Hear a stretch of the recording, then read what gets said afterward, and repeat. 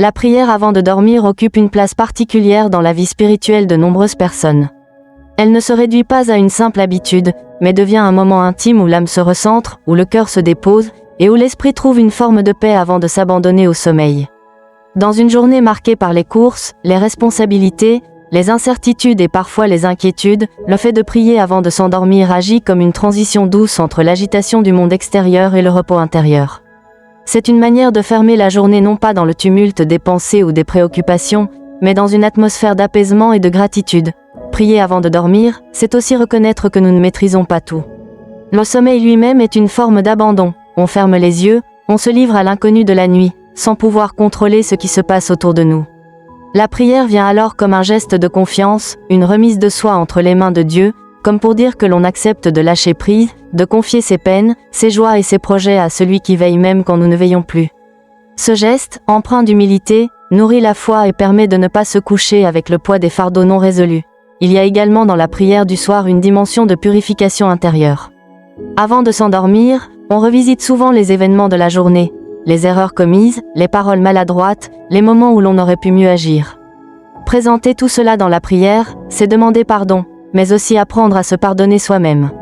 Le sommeil devient alors une sorte de recommencement, une nouvelle chance offerte au réveil, et non la prolongation d'un poids moral qui ronge l'esprit. La prière du soir a aussi une dimension de gratitude. Prendre quelques instants pour remercier Dieu pour les dons reçus, pour la protection accordée, pour les petits instants de joie parfois passés inaperçus, change profondément le regard que l'on porte sur sa vie. Cela éloigne la peur, l'insatisfaction et l'inquiétude pour laisser place à la reconnaissance. Ce sentiment de gratitude déposé avant le sommeil nourrit la paix intérieure et ouvre le cœur à plus de sérénité. Enfin, prier avant de dormir n'est pas seulement un acte individuel, mais aussi une source de force pour l'avenir. Celui qui termine sa journée en dialogue avec Dieu ne s'endort pas seul, il se sent accompagné, protégé, entouré d'une présence qui rassure. Le sommeil n'est alors plus une coupure ou un vide, mais une continuité de la relation avec le divin. Cela éclaire la nuit et prépare déjà l'aube suivante, car commencer une nouvelle journée après avoir terminé la précédente dans la prière, c'est entrer dans la vie avec un esprit plus disposé à aimer, à pardonner et à avancer. Vivre une bonne vie chrétienne, vivre en chrétien ne se réduit pas à respecter des règles extérieures ni à accomplir des gestes religieux mécaniques. C'est d'abord une manière d'aimer, de marcher à la suite du Christ, de laisser sa lumière transformer toute notre existence. Une bonne vie chrétienne est celle qui s'enracine dans la foi, grandit dans l'espérance et se déploie dans la charité. Chaque jour, le chrétien se souvient que sa vie est un don reçu. Il ne s'appartient pas entièrement, il est fils ou fille de Dieu, racheté par le sacrifice du Christ et appelé à être témoin de l'Évangile dans le monde. Ainsi, la première attitude fondamentale est celle de la gratitude. Remercier Dieu pour la vie, pour chaque souffle, pour chaque matin, c'est poser les bases d'une existence ouverte à sa présence. La vie chrétienne trouve sa force dans la prière. Elle n'est pas seulement une obligation, mais une respiration. Le chrétien prie non pour réciter des mots vides, mais pour entrer dans un dialogue vivant avec Dieu. Au lever du jour, il confie son chemin. Au milieu de l'épreuve, il cherche le réconfort. Dans la joie, il chante sa reconnaissance. La prière devient un lien permanent qui rappelle que Dieu n'est jamais loin, mais qu'il habite le cœur de ceux qu'il aime. Mais la prière seule ne suffit pas, elle conduit à l'action. Jésus a dit, « Ce n'est pas celui qui dit « Seigneur, Seigneur » qui entrera dans le royaume, mais celui qui fait la volonté de mon Père. » Une bonne vie chrétienne se reconnaît donc aux fruits qu'elle porte, la bonté, la justice, le pardon, la patience, la fidélité, l'humilité. Chaque geste, même le plus simple, peut devenir offrande si on l'accomplit avec amour. Servir un proche, tendre la main à un pauvre, consoler une personne blessée, écouter en silence un cœur fatigué. Ce sont là des actes qui incarnent l'Évangile dans la vie quotidienne. Le chrétien n'est pas appelé à la perfection immédiate, mais à la conversion permanente. Il tombe, mais il se relève. Il pêche, mais il demande pardon. La bonne vie chrétienne n'est pas une vie sans faute, mais une vie tournée vers la miséricorde. Celui qui reconnaît ses limites et revient humblement à Dieu par le sacrement de réconciliation fait déjà un pas immense dans la sainteté. Le cœur de la vie chrétienne se résume dans l'amour. Jésus a donné ce commandement unique et central. Aimez-vous les uns les autres comme je vous ai aimé. Cet amour ne s'arrête pas aux frontières des affections naturelles, mais il s'étend aux ennemis, aux étrangers, à ceux qui sont différents. Vivre une bonne vie chrétienne, c'est apprendre à aimer d'un amour qui dépasse nos forces humaines, un amour qui pardonne, qui espère, qui ne se lasse jamais de chercher le bien. Le chrétien est aussi témoin. Par sa vie, il reflète le visage du Christ, non pas en imposant, mais en irradiant. non pas en jugeant, mais en éclairant. Sa manière de parler, d'agir, de travailler, de se comporter dans les épreuves devient un signe. Souvent, le plus beau témoignage ne passe pas par de grands discours, mais par la fidélité silencieuse et la joie simple d'une vie enracinée dans l'Évangile. Enfin, une bonne vie chrétienne est une vie d'espérance. Le chrétien sait que cette terre n'est pas son ultime demeure. Il vit avec les pieds sur terre, mais le regard tourné vers le ciel. Il travaille avec sérieux, il aime avec sincérité, mais il n'oublie jamais que sa vraie patrie est auprès de Dieu. L'espérance nourrit son courage et l'empêche de se décourager face aux injustices du monde. Ainsi, vivre une bonne vie chrétienne, c'est marcher humblement derrière le Christ, tomber et se relever, aimer sans condition, pardonner sans mesure, et garder dans son cœur la joie de l'Évangile. C'est transformer chaque journée ordinaire en un chemin de sainteté, où même les plus petits gestes deviennent offrandes, et où chaque respiration devient prière. Chaque matin, la vie nous met face à des choix, des incertitudes, des pressions et parfois des peurs. Mais avant que le tumulte de la journée ne commence, il existe une source de paix, de lumière et de force inépuisable, la présence de Dieu. Le psaume 27 est comme une encre pour l'âme. Il nous rappelle que, peu importe ce que nous traversons, nous avons un refuge sûr, une lumière qui éclaire les ténèbres, et un Père qui nous guide avec amour. Lorsque tu prends le temps, chaque matin, de méditer sur ces paroles inspirées, tu invites Dieu à devenir non seulement le centre de ta journée, mais aussi ton bouclier et ton guide. Ne commence jamais ta journée avec le poids de tes soucis, mais commence-la en t'abandonnant à celui qui a déjà la victoire. Méditer le psaume 27 n'est pas un simple exercice de lecture biblique, c'est entrer dans une conversation intime avec ton Créateur. C'est une clé spirituelle pour marcher dans la paix, dans l'assurance et dans la confiance absolue, quelles que soient les circonstances. Dieu, ma lumière et mon salut. L'Éternel est ma lumière et mon salut. De qui aurais-je peur? Ces mots résonnent comme une déclaration de foi puissante. Dans un monde où les ténèbres se manifestent sous différentes formes, la peur de l'avenir, l'anxiété, les difficultés financières, les trahisons, les maladies, il est essentiel de proclamer que Dieu est ta lumière. La lumière ne fuit pas devant les ténèbres, elle les dissipe. Là où Dieu brille, les forces de l'ennemi perdent leur pouvoir. Imagine te lever chaque matin en prononçant ces paroles. Seigneur, aujourd'hui tu es ma lumière, aujourd'hui tu es mon salut, je n'ai pas peur. Cette proclamation change non seulement ton état d'esprit, mais aussi l'atmosphère spirituelle qui t'entoure. Les inquiétudes reculent, la confiance grandit et ton cœur s'ancre dans la certitude que tu n'es pas seul. Méditer sur ce verset, c'est déposer tes peurs devant Dieu. C'est accepter que, même dans les moments sombres, une lumière brille pour toi, une lumière qui ne s'éteint jamais. Dieu, la force de ma vie, l'Éternel est le soutien de ma vie. De qui aurais-je crainte? Ici, le psalmiste ne parle pas seulement d'une aide ponctuelle, mais d'un soutien permanent. La vie peut parfois te sembler lourde à porter, comme si tu étais seul face à un poids insupportable. Mais Dieu est celui qui porte avec toi ce fardeau. Chaque matin, en méditant sur cette vérité, tu réalises que ta force ne dépend pas de tes capacités, mais de Dieu lui-même. C'est lui qui renouvelle ton énergie, qui t'accorde le courage, et qui t'élève lorsque tu es sur le point de tomber. Le secret d'une journée victorieuse, ce n'est pas de compter sur ta propre force, mais sur celle du Seigneur. Lorsque tu marches dans cette vérité, tu avances avec assurance, même si le chemin est semé d'embûches. Tu peux affronter les défis sans peur, car tu sais que ton soutien est inébranlable.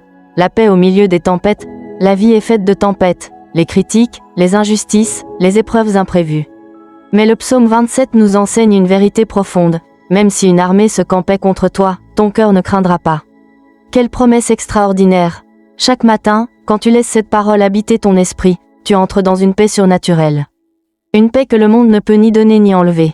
C'est cette paix qui garde ton cœur dans les moments où tout s'écroule autour de toi. Ne laisse pas les circonstances extérieures déterminer ton état intérieur. Laisse Dieu régner dans ton cœur, et tu verras que les tempêtes ne pourront pas t'ébranler. Un désir, demeurer dans la présence de Dieu. David dit, « Je demande à l'Éternel une chose, que je cherche ardemment. Habiter toute ma vie dans la maison de l'Éternel, pour contempler la beauté de l'Éternel. » Voilà le secret d'une vie épanouie, rechercher la présence de Dieu plus que tout. Chaque matin, lorsque tu médites sur ce verset, pose-toi la question, qu'est-ce que je désire le plus aujourd'hui?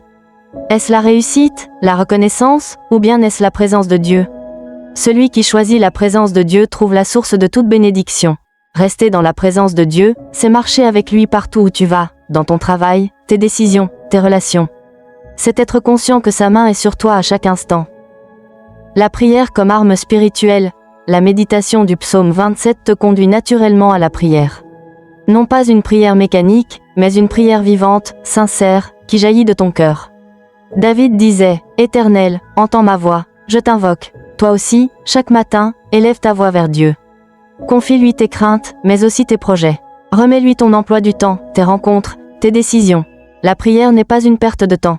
C'est l'investissement le plus puissant que tu puisses faire pour ta journée. Elle ouvre les portes que personne ne peut fermer, elle brise les chaînes invisibles, elle attire la faveur divine, la certitude de la bonté de Dieu. Chaque matin, alimente ton cœur avec cette conviction.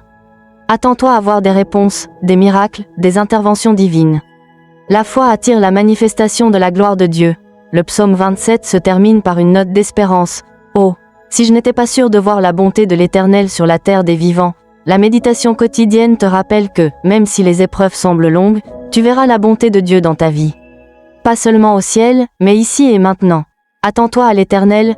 Le dernier verset est une exhortation pleine de force. Espère en l'Éternel. Fortifie-toi et que ton cœur s'affermisse. Espère en l'Éternel. Quelle meilleure façon de commencer la journée que par ce rappel? Ne place pas ton espoir dans les hommes, dans l'argent, ni dans tes propres capacités. Mets toute ton espérance en Dieu. Chaque matin, proclame, « Seigneur, aujourd'hui je place ma confiance en toi seul. Je sais que tu es fidèle et que tu m'accompagnes. » Cette déclaration prépare ton esprit à marcher dans la victoire et à affronter la journée avec courage. Méditer le psaume 27 chaque matin, c'est comme construire ta maison sur un roc solide. Les vents peuvent souffler, la pluie peut tomber, mais rien ne pourra t'ébranler, car ton cœur est enraciné en Dieu.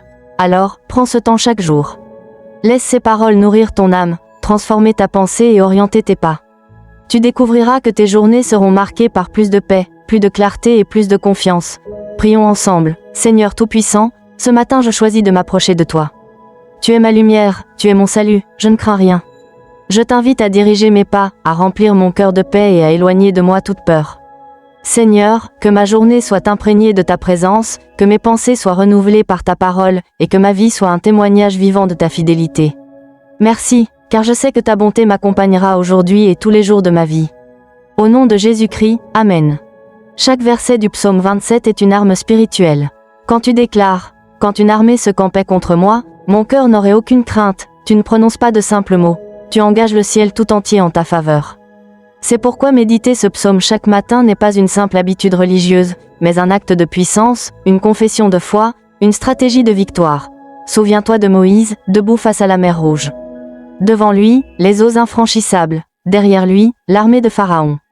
Mais dans son cœur, une confiance inébranlable en la promesse de Dieu.